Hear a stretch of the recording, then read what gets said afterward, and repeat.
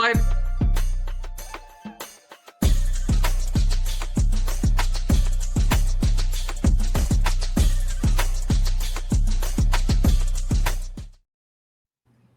Hey y'all, hey, What's up? happy What's up? day. Happy Sunday afternoon, YouTube land, podcast world. Ooh, How's everybody doing this Sunday afternoon? It's hot. It's hot. It's hot. I can't say that enough. It's hot. look, don't keep saying because I'm about to get ready to go out in it. I ain't ready yet. I ain't ready. I was That supposed tells me don't wear to a little cute sweatsuit, wear a cute dress. I was supposed to go to the store, but I'm not gonna be able to do it. Get up in the morning, late tonight. What? And I have leather seats in the car too. I ain't gonna be able to do it. Yeah, no. Put a towel down. Yeah. I could do all of that. But anyway, good afternoon, podcast world, social media land, everywhere. We came on today because this week, Supreme Court Justice of the United States, they gave Trump a good one, and it's sad because now they're going to allow him to deport legal citizens. Now, I do understand that a lot of Haitians were on the TPS, the temporary protection system for temporary, and a lot of them, it ran out. That TPS ran out, and they stayed. And it's never been revisited. Nobody did anything, and life was just going on for so many of them.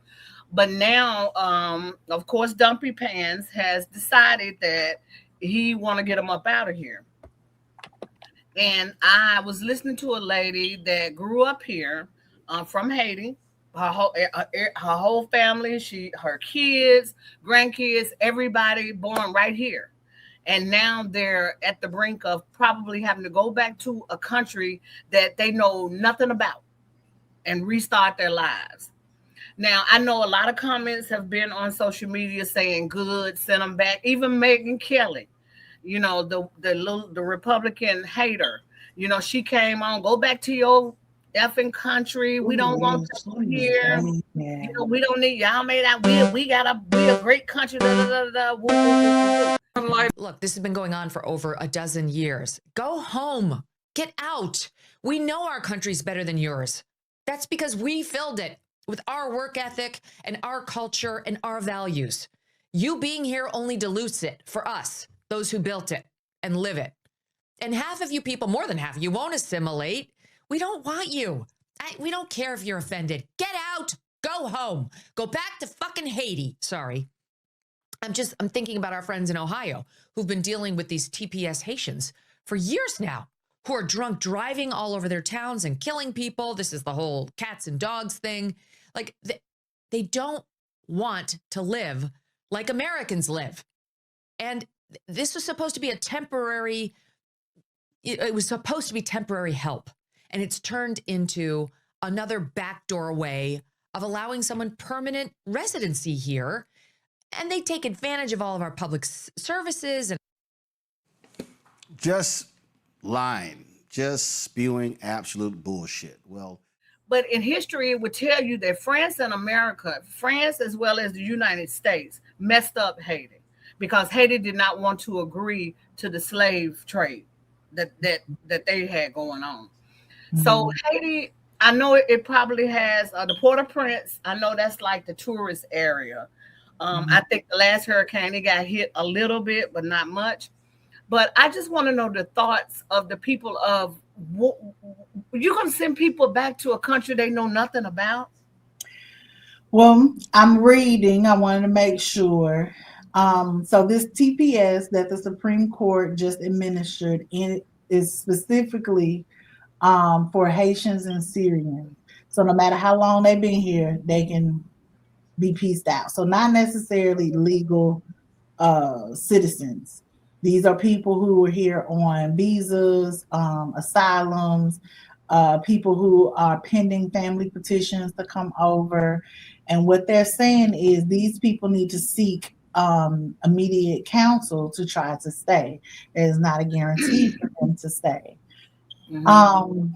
The crazy part about all of this is they're trying to really push out these Haitians, and they are a integral part of the growth in a lot of cities in America. If you Springfield. remember, Hmm. that's there we go, Springfield, when the whole they eating the cats and they're eating the dogs. Yeah. Well, there's a clip, and I will actually put that in here.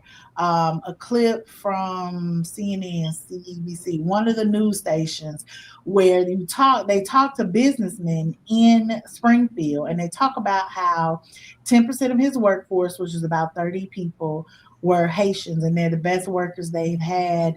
That the city is growing. The governor even said that. DeWine talked about how the Haitians rejuvenated Springfield, Ohio. They saved it.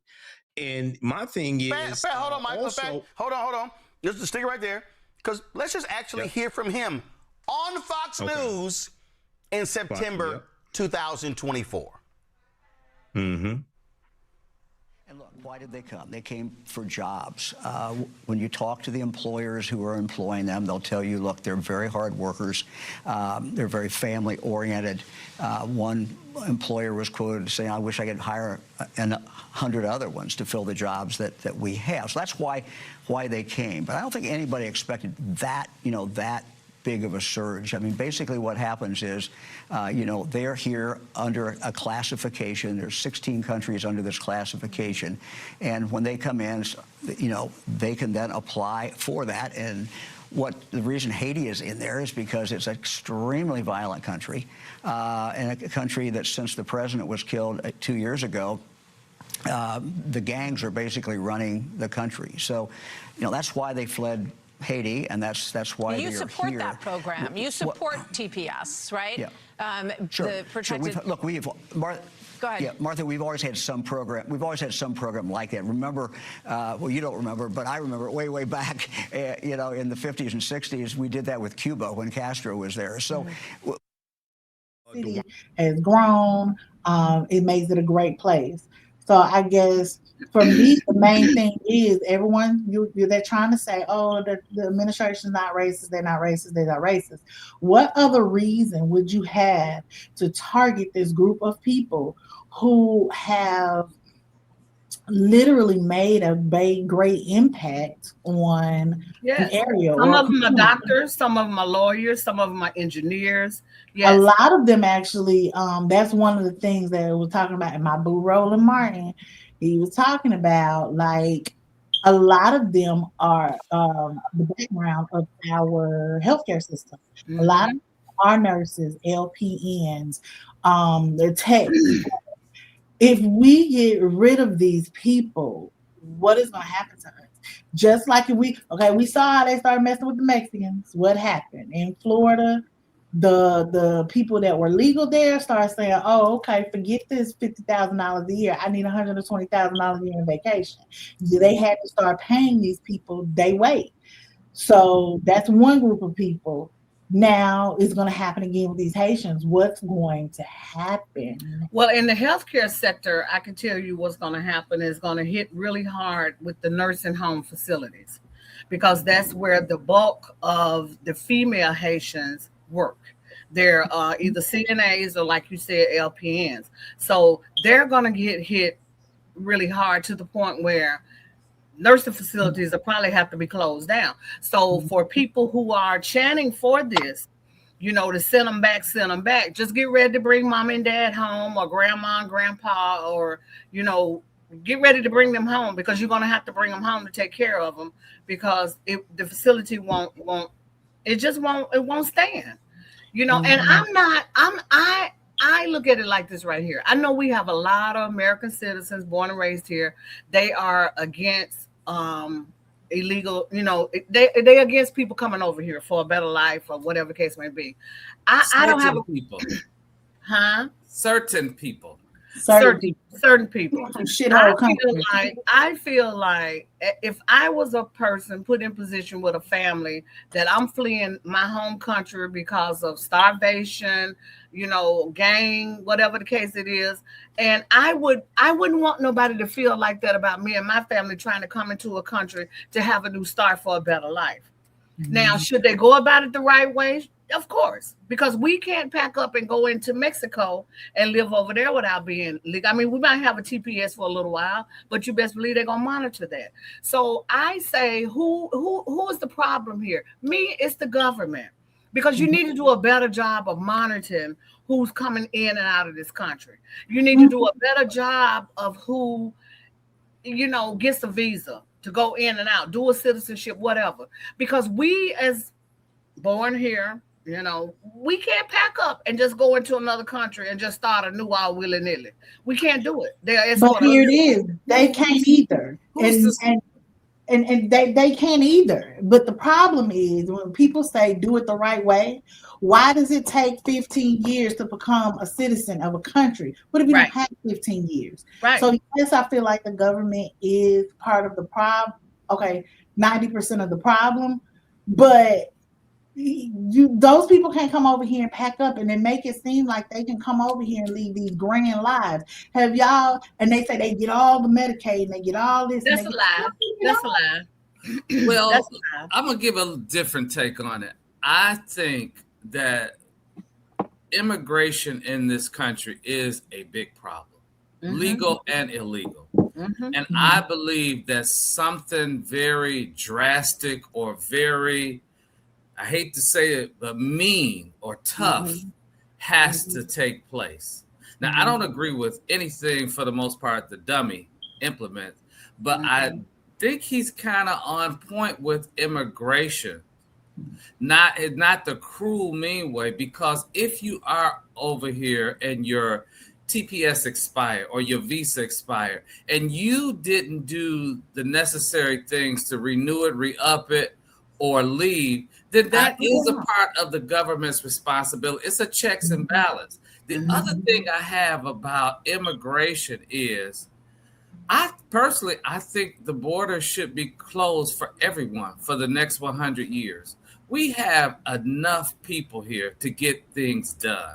It just means you have to pay more for some of those industries, and they will, because they are essential. They come up with money for everything else. They'll come up with money for those essentials. I don't see it always as a doom and gloom. It may be a setback, but they'll fix it, because, again, we have more than enough people here to occupy jobs that we think the immigrants have.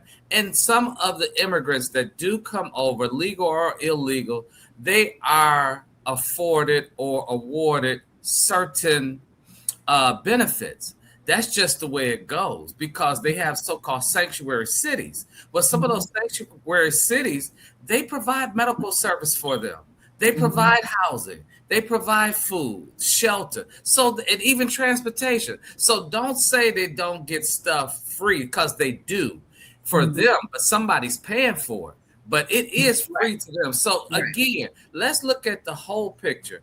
I personally think, because we got enough problems with our own citizens here, with housing affordability, unemployment, health insurance, and accessibility to doctors as well as your medicines. So we need to focus on those of American citizens, as opposed to outsiders coming in, and then this is another piece of the pie we've got to slice up and divide to help them out. That's just I agree with you. I agree with what you're saying. I'm not being mean or cruel. I'm not mad at anyone wanting to seek a better life, and if they think this country afforded to them, so be it. But we have to get out of this mindset that if it isn't America, then there's no other place. They can find many places in this world to go to find a better life.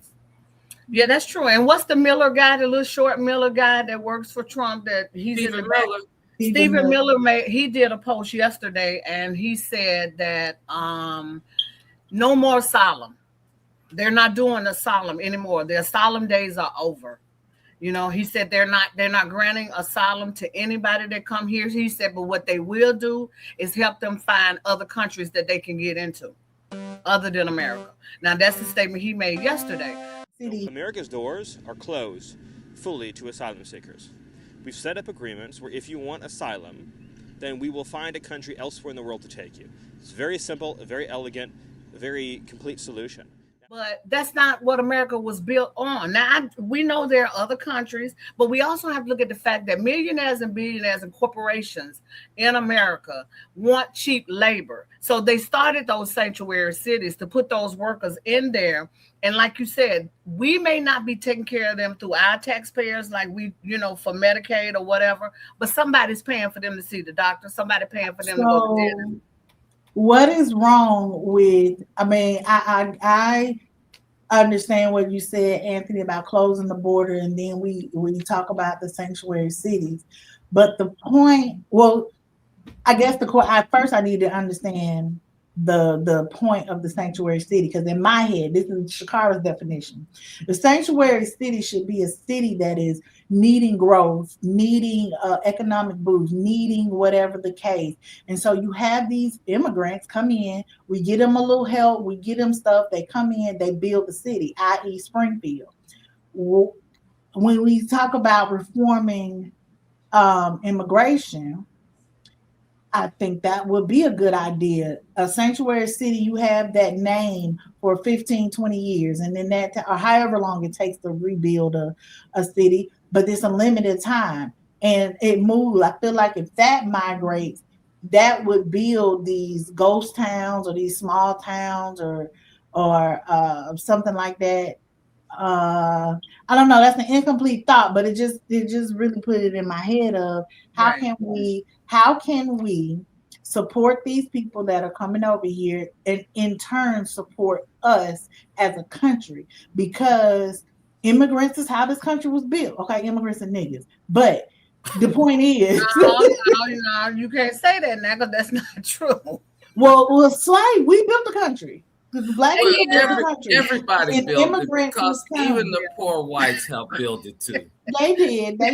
But poor whites, were they, at the time when they came over here and was poor, were they white or were they German or were they Poland or were they did? Because they had to assimilate on ethnicity, and I agree. Race and white and color is a made-up construct. So you're absolutely right, from their native land, if you will, or heritage. But nonetheless, we'll just say Europeans. Okay, there we go. They hail from Europe. So in all these Europeans, they help build. Like they went after the Chinese people and say, hey, let's build the railroads. And then when they were done with them, they wanted to kick them out. They did it to the Mexicans. Now they're doing it to the Haitians. It's like, we want to use you up and now it's time to kick you out. So what do the Syrians fall up under? Asians? Syrians, because they're trying to remove 6,000 Syrians. I think they are Asian. They are Asian. I think. I'm not sure, but I think Asian. Well, at the end of the day, you're either black or white. I mean, that's just how I sum it up. But that's a man-made construct as far as color. Yeah. But let's be real here. America is a racist country. America always have been a racist. Right. They hate anything that's non-Anglo-Saxon. Anglo-Saxon. For the most I know that's right. And so the history is to use you and then dump you once we don't need you. They even do that in corporation and business world. So that's just how America is. And it's an old saying, the one who owns the gold makes the rules. Unfortunately, the white folks own a goal and they make the rules. And it's their rules. So we can push back on some of the rules. That don't mean it has to be right and last forever. But nonetheless, long as they are in control, they're going to show that they really don't want you. They don't. No, they don't. I mean, anytime you take an administration a Supreme Court that you overturn the voting right. I mean, you knew that was in 65. Here we are in 2026, and you take away the voting rights, you take away the abortion. I mean, yes. My thing is, I wish that every person of color in America could leave. I do. I truly do wish we all could leave and let them have it. Let them have it to do whatever it is they want to do with it. You know what I mean? Be sitting back for some of those folks to come over here and rebuild. No, because right now what they're doing now silently and people not paying attention, they bringing the white South Africans in through the back door. It's not that many of white South Africans coming in, and the some that came in left. They didn't like it here. So, just have to watch the narrative. It doesn't matter which route they're going, because nature has a plan. They are going to be eliminated, or very, very few on the planet in the next 50 to 100 years. And this is what's won't take that long. It probably won't. And this is what's frightening them, because all life fights to survive.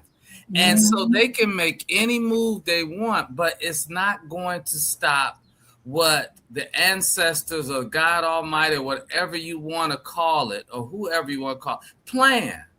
It says, no man can stay my hand and say, what does thou? That's what the Bible says. So, but I mean, they give us a cool $5 million a piece, and we'll roll out tomorrow morning. That's not gonna happen. So let's be practical. But the thing that's why nobody's going nowhere. I mean, but they're not.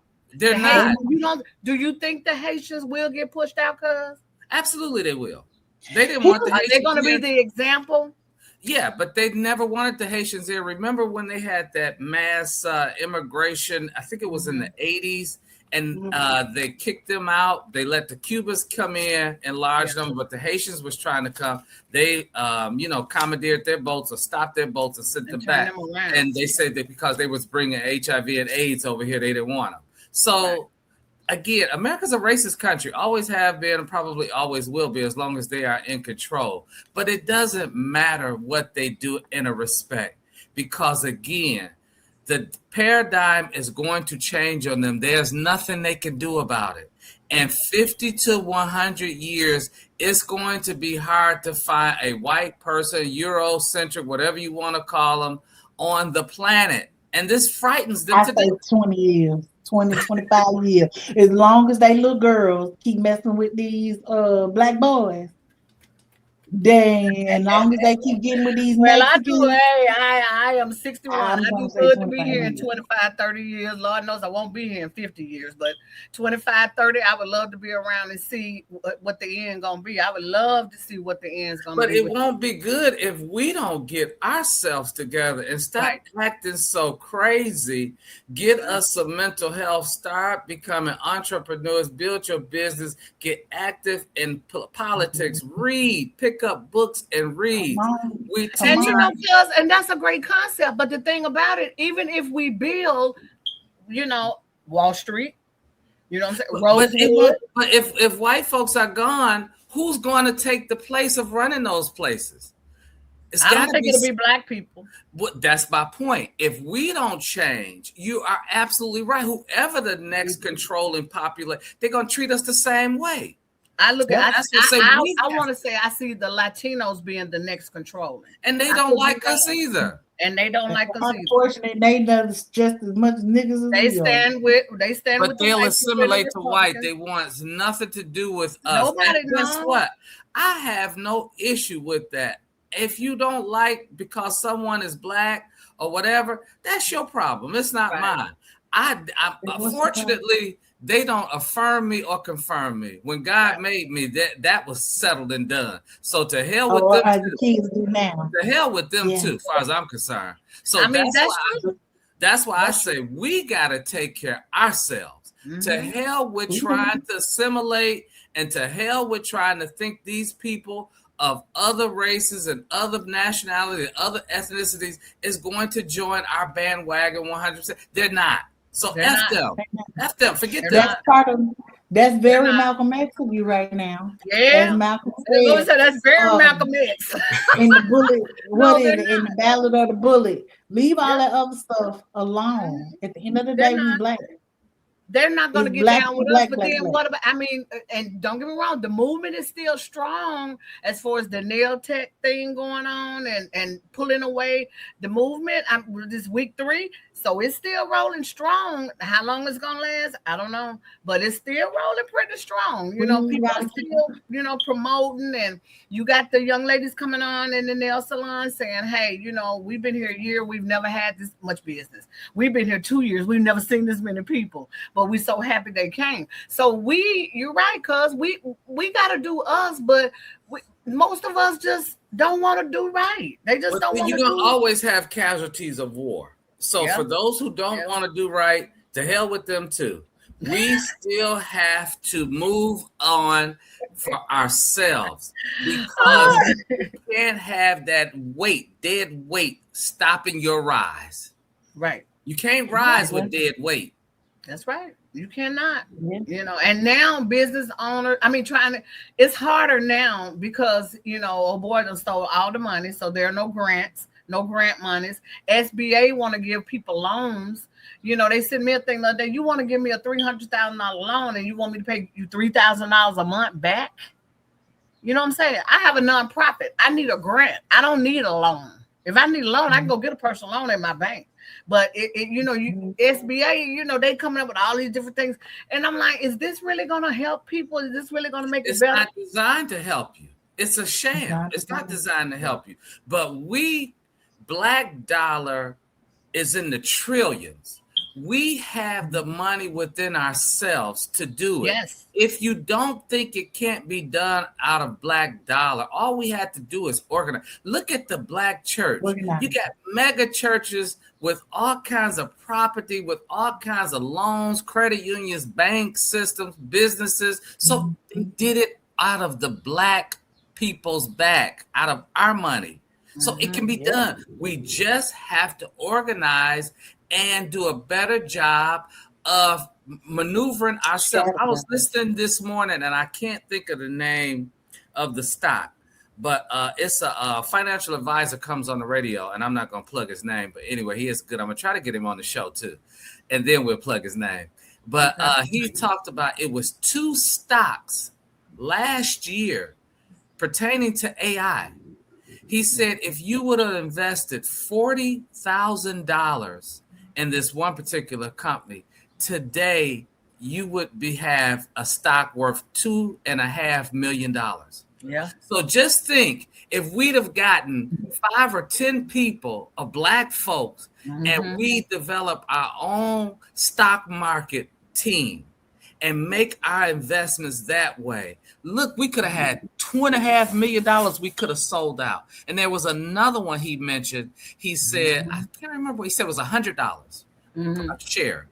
And you would have, and a year later, you could have made $500,000. That's $500,000. So that's what I'm saying. I guess we got to start watching the stock and get into the stock market thing. Remember, with stock, it's no guarantee. Just because it happened that way, don't mean it'll happen that way tomorrow. But at least you're trying. Because one thing for sure, that hair and nail and them Jordans and Gucci's and Poochie's and Iarucci's, that shit ain't gonna be worth a dime in 2 months. I'm over all that. In my old age, I have to say and admit. Like I told you last week, I love me some clothes. I'm not a designer name person, but I buy what I buy. I like what I like. We can reshift our program, our agenda, our financial astuteness, because again, they're not going to take care of us. We don't need them, really.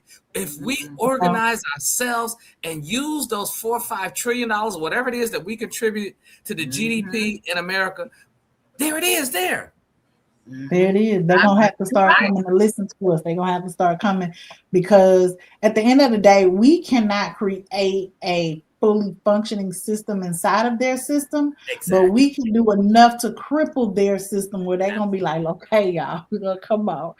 We sorry, kind of. Let's work together. Because they ain't gonna 100% admit it. But they're going to be like, all right, we're going to listen. We're going to listen because we're going to hurt them. And I think, because my husband is real big on bashing these FBA people, and as I listen, I be like, "Damn, motherfucker, that's crazy." But who he bash? Them FBA people and all them folks, and I be like, they really are kind of lulu, because their whole thing is we can create our own here. This is their land. This they shit. We cannot cripple it or take it over. One is this much of us and this much of them. We can't take it over, but we can put a dent in it. We can. And I don't even think those sisters have anything to do with the numbers. It's the power. They have the power and the money. You know what I mean? They have the essential, items and values that we would need in order to do. They have that. They do. And I think part of it is numbers too, as well, because I feel like the reason it's numbers and the reason we can confirm it's numbers is because they do this mental warfare with us that keeps us separated.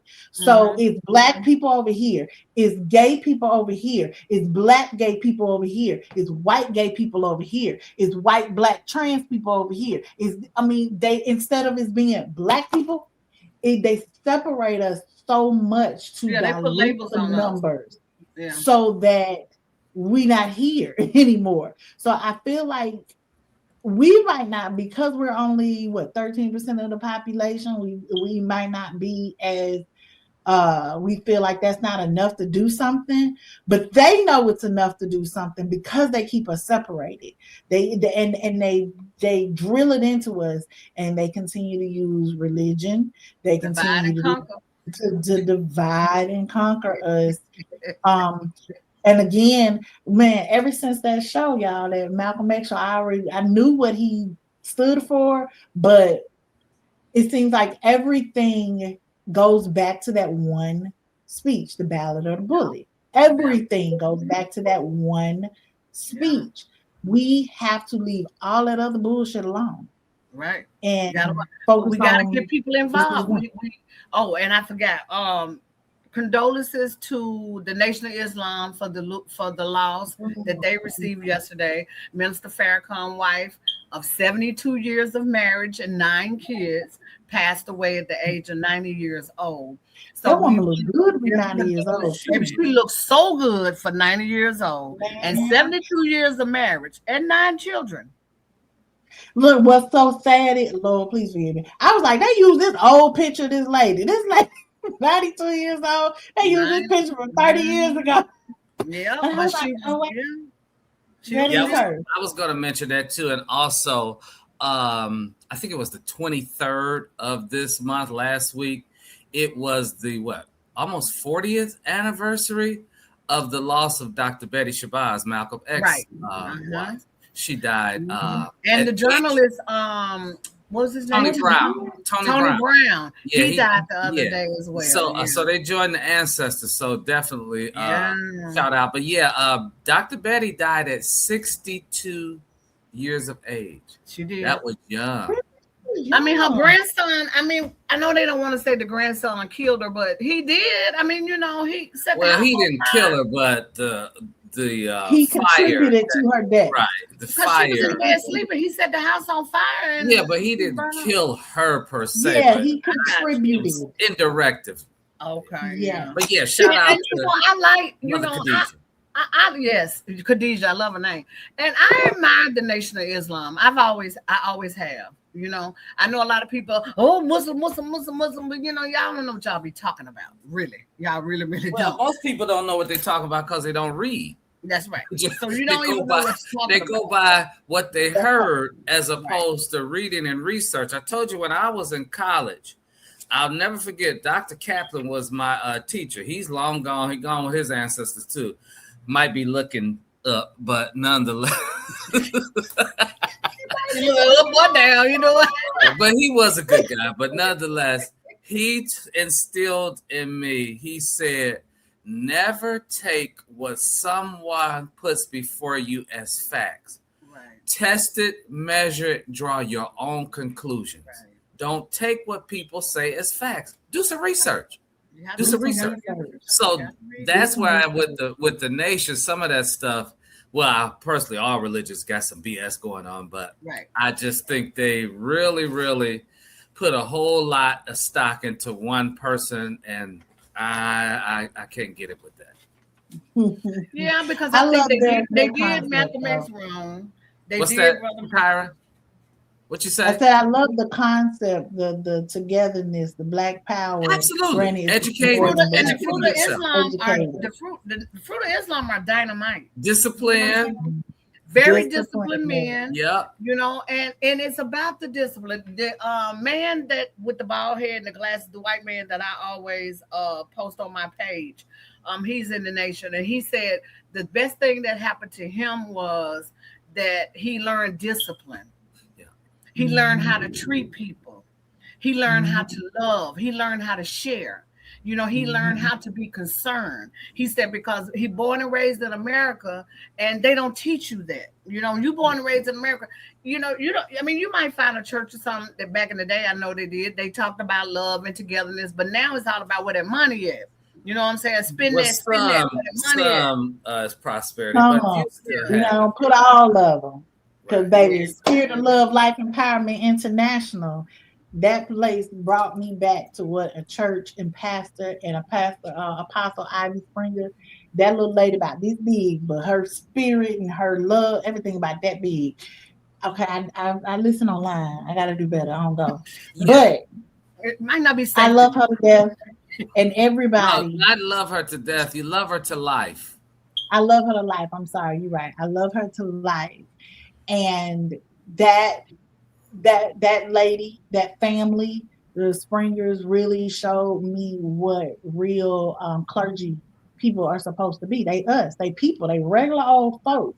They just happen to have a connection that we trying to get to. And she told me one day, quit worrying. Don't focus on the person. Focus on the message that the person is giving you. Because the person is just like you. When we stop looking to think that these pastors are magical or they're supposed to be without sin, when we stop doing that, we might actually listen to some of the stuff they say. And I mean, she did that for me. I'm sorry. I can't. I'm sorry. I just can't trust. My trust issues with mega churches and the gift of gab. Yeah, I do mega churches. I'm sorry. You know, I'm a part of a mega church, but I'm like the lady told. I focus in on the message and not the messenger per se. But it's kind of by default, I think, in our nature, because our nature, we're so limited.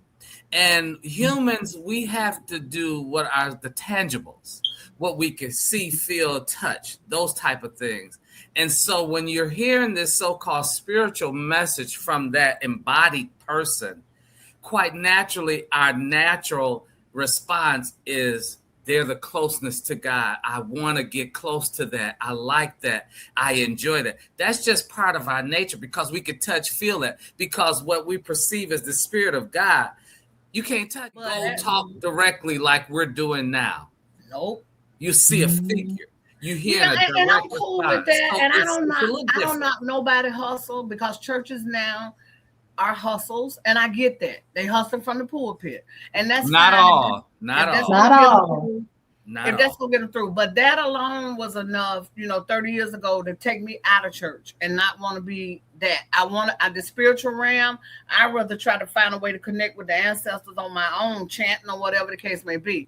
I don't want it from that because it's just, to me, it has proven to be scammers. They begging. All they do is beg, beg, beg. I mean, Creflo Dollar down here, he wanted them to buy him a $26 million airplane. And when your people standing at the bus stop, you know what I mean? But they faithfully paying their tithes. So I don't knock the hustle. I don't knock it. I knock it when people are mistreating people, especially individuals need to know. They need to know for themselves. You want to take I work with a lady that used to work with us, rather.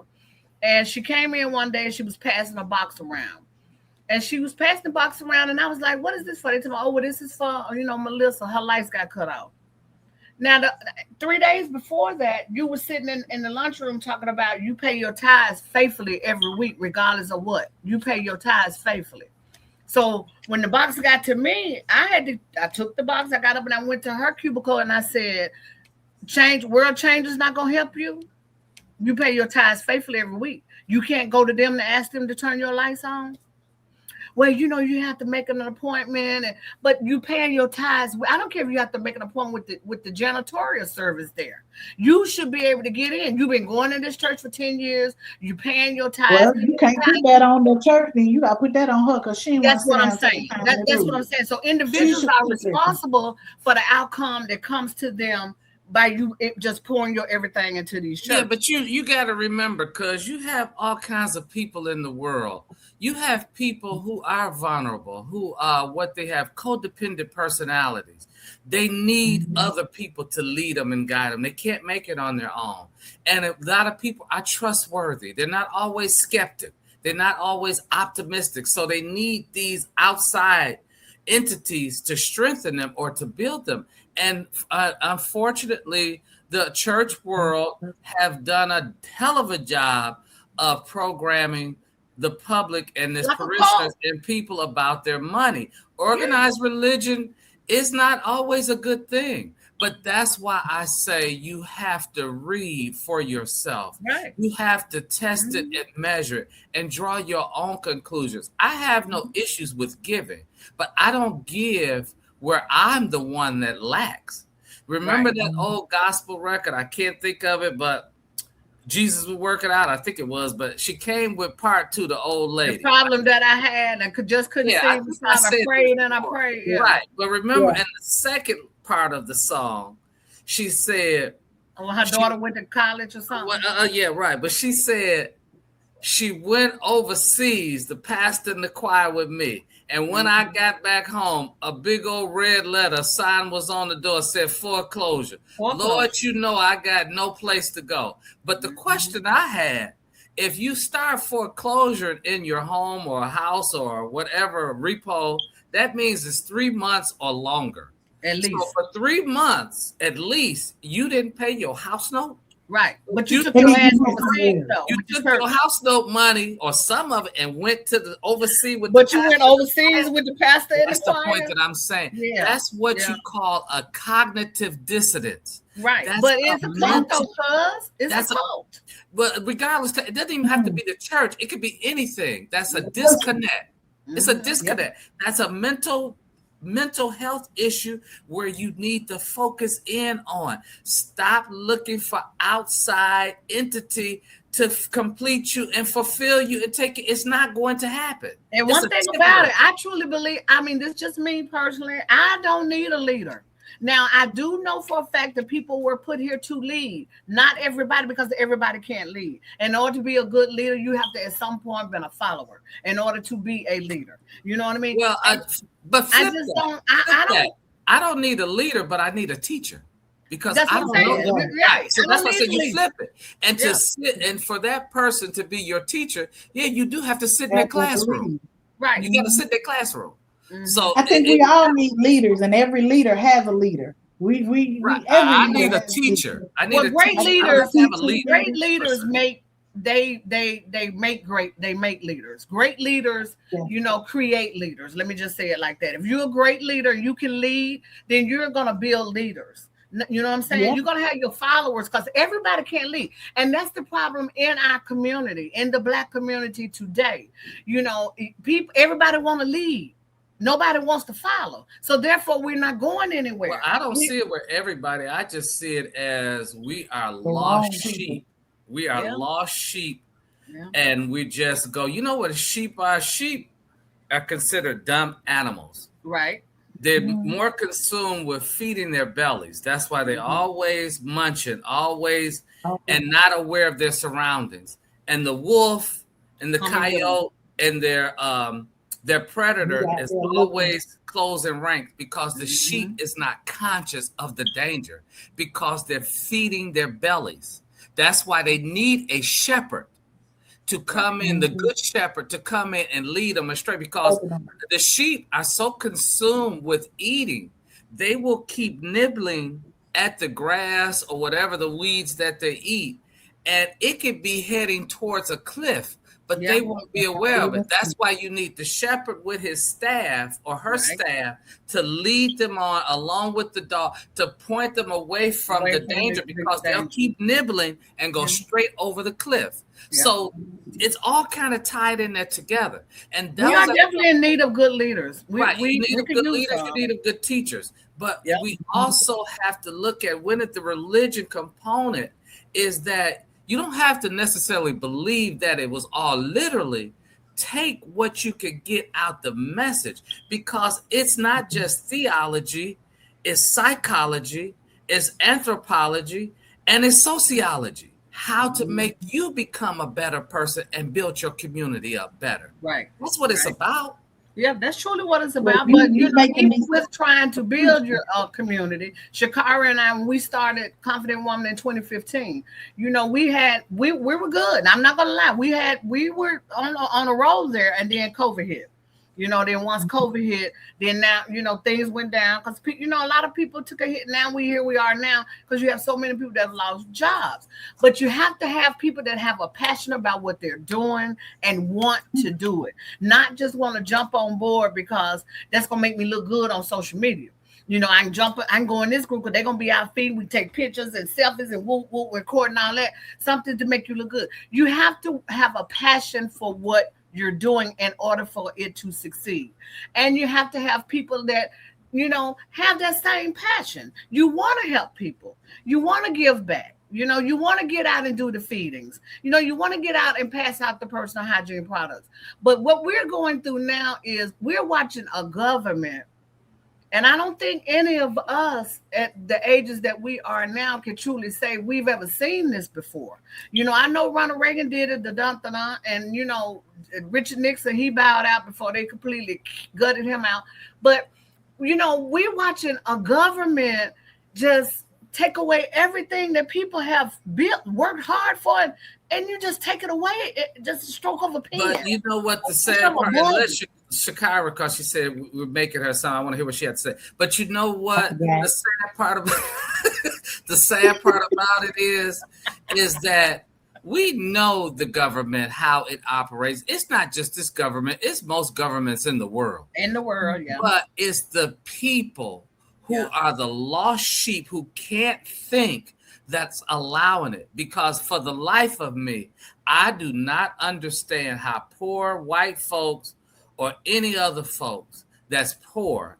And when I say by definition of poor, I don't necessarily mean can't afford things. I mean by a certain bracket of income, maybe 200,000, 300,000, 400,000 a year you make and over.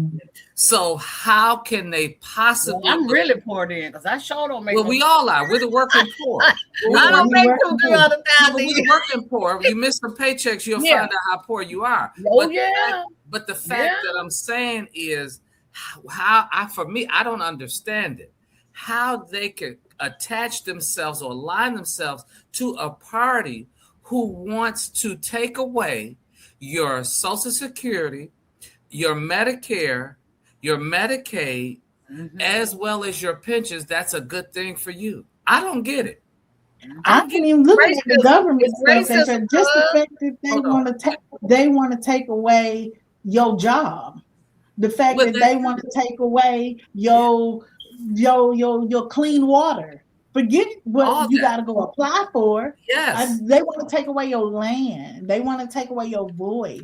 And unfortunately, but fortunately, it also shows the importance of getting your butt up and go stand in them lines to go and make your voice be heard. Absolutely. And not just that, if it wasn't important, they would not be trying to take it away. Absolutely. They would not be trying to diminish it. But not just that, to demand something from those political office people. So when you say demand, so we put them, we go out, we stand in line, we vote for them. They get in office. They've made all these promises during the campaign. They get in office, and the voters go home and sit on the couch and don't hold them accountable for the vote in the position we just put you in. We go back to the same way. You just go vote, go back to work, or go. So you can't be mad at the people. You can't be mad at the people that you put in office. That's not their fault no more. You didn't keep your part of the contract. You didn't keep your part of the deal. We didn't say, hey, there's a midterm. Hey, there's a city council meeting. Hey, let's go educate my community. Hey, thank you for voting. I know you didn't know exactly what you voted for, so let's talk about it. Hey, we didn't do none of that. You're right. We went home. We got on the couch. We went to work. We complained. And they're still not doing it. Everybody is so They're not either. No. That's where you're wrong. They're doing it. You know who they're doing it for? They're doing it for the millionaires that is constantly in multimillionaires that's constantly in their ear, the multinational companies, and the billionaires, the lobbyists. So you can't convince me that they don't hear what's being requested of them. We don't request anything. We expect. We Exactly. sit back and we expect something to happen. But talk about religion again is my favorite. Okay, this is my second favorite quote. But faith without works is dead. And real people already know that. The real ones already know that. I mean, if you go back and look at the videos, we ain't demanding nothing from them. Exactly. But when you go back and look at the videos from the 60s, the civil rights movement, and watch those people, they were demanding. They were trying to get things done. We got stuff. And we got it. So we talked about that in another show. Once they got it, we as a community got comfortable and we stopped asking for it. We started expecting it to just get better then. No, because we got those people in office. They did what they did, and then we didn't go back to get more people in office that would build on to the things that we had. Yep. So we are here. We have we got debunked. When you take your dog to obedience school and they do the 6 weeks or 8 weeks or what have you, and they train them for various obedience and commands. Well, once they leave, they tell you have to reinforce what we taught them every day. So that's the same thing with that fight what we put forth. We have to reinforce it, reiterate. You can't sit on your ass and say it's done. It's never done. Never. Look, cause we do that at our job, continuing education. You get a certification. Don't you gotta continue? You gotta prove that. Have operations with AI. Right. So it's a continual. But I'm just, my thing is, I guess I care too much. And sometimes I wake up and I wish I just did not care at all. But I'm just worried about us as a people. I'm worried about the Haitians. I don't know nothing about the Syrians, so I don't know. But I worry about us. Well, I worry about the future. I worry about humanity. And I worry about, like me and you, cause we got nieces and nephews that's gotta come on up, you know what I'm saying, behind, once our time. I mean, we want the best for them. We want them to be able to make it and survive and accomplish things and do things and be innovators and motivators. To open a book first. Well, when we teach them to open a book, and they got that and comprehend what they're reading. Our government has overruled that. Now they don't have to open a book because they got their phones. They can Google it. Ain't government problem. That ain't government problem. It's our problem. That ain't nothing. You can buy books every day. They have setups here throughout the community. They got one right up the street from me, where people have a little box out where they put books in for you to take and read. You can go to the dollar store. They have books for $1. Dollar General, whatever, Dollar Tree. Look, they got free books on Kindle. You can get on a Kindle and read. It don't even have to be a book. You could go get newspapers. You can get all kinds of magazines. So you got to read. Reading is fundamental because reading builds up not just your vocabulary, but it also kind of helps shape your mind. It exposes you to other parts of the world and what democracies and governments where you can shift it, because what you see is all you're going to get. So you got to expand your mind. And I think for the month of August, everybody needs to be trying to find out as much about midterms as they possibly can. I just feel like, and that's going to be my message throughout all social media platforms that I'm on. Take the time and learn about the midterms before November. You know what I mean? Let's have a midterm month. August and September be midterm month. Learn as much as you can. Pass it on to people. Let them know that if they don't participate in these midterms, that life as we know it might be done. You know what I'm saying? Let's commit to this as a team. Right. We're gonna take 10 minutes of every show. Let's first look at all the things, all the positions. And every week, we can talk about one of those positions, the importance of those positions, right? What their job is, and now it's up to the people to go and find out who those people are on the ballot in their Exactly. area. Exactly. But if we talk about the position itself, that's a big help. And then of course we'll talk about the ones in the country that are going to make a difference for the country as a whole.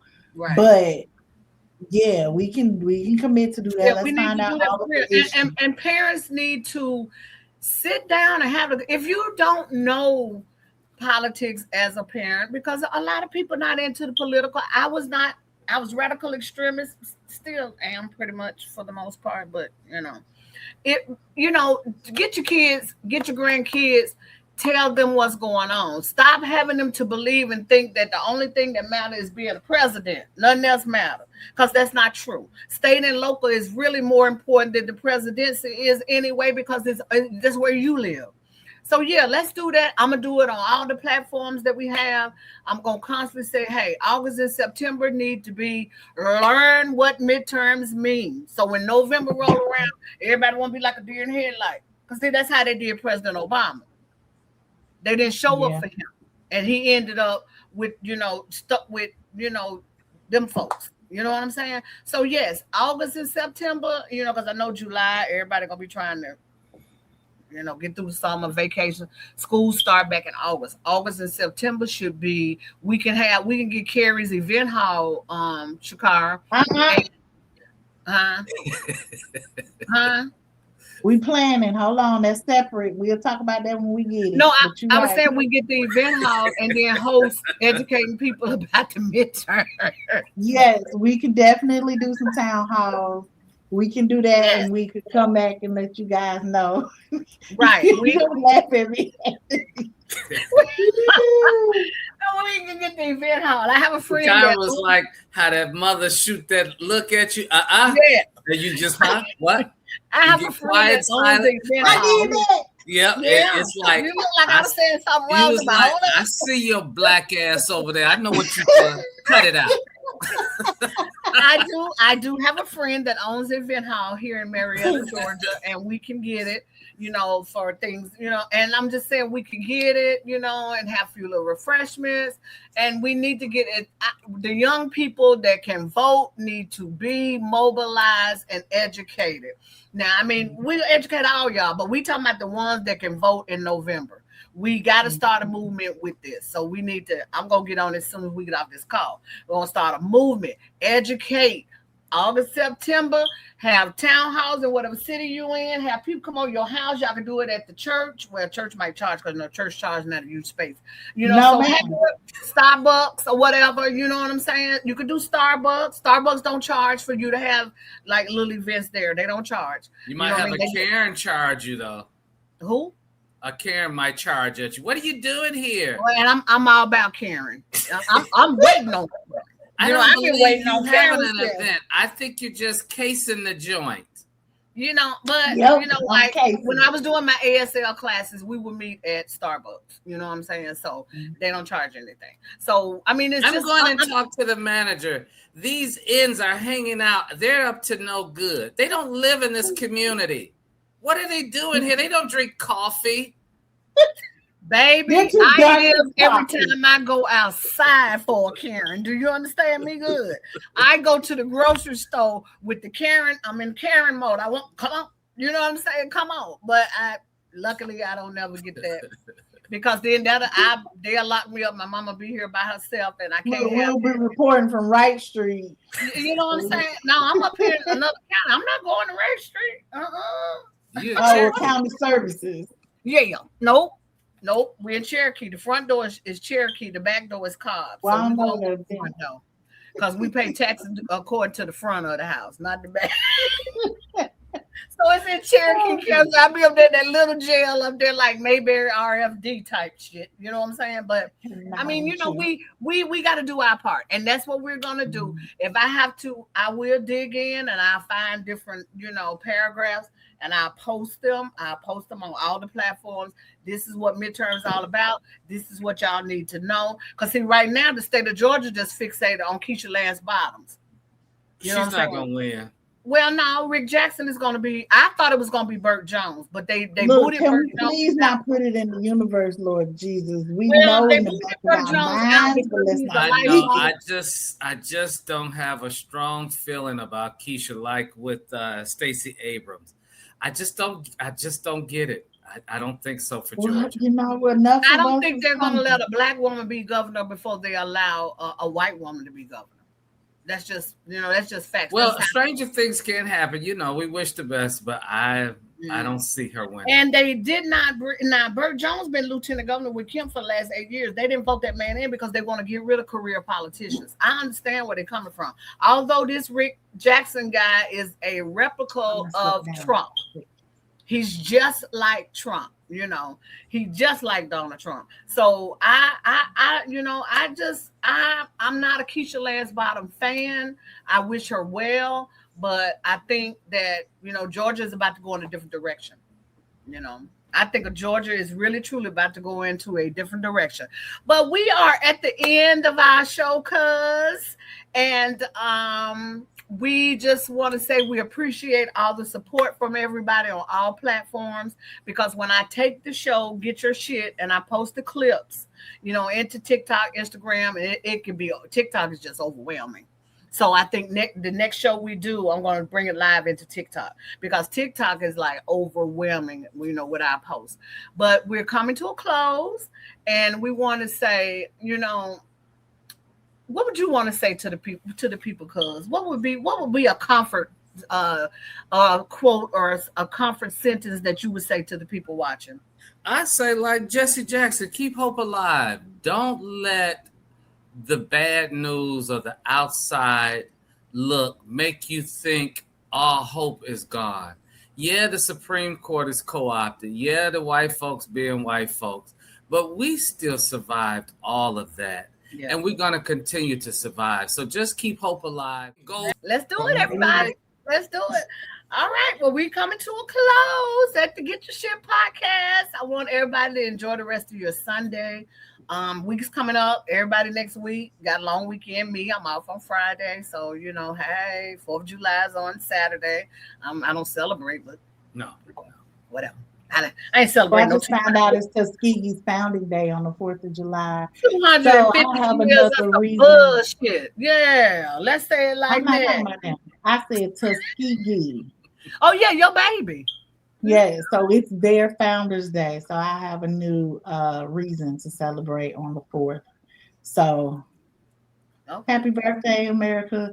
Happy great birthday, Tuskegee. So stay away from that happy killer pork. Tuskegee. Stay away from that killer pork. Oh no, I'm gonna give me a piece of pork. I'm gonna give me a spare rib. I'm gonna at least get one.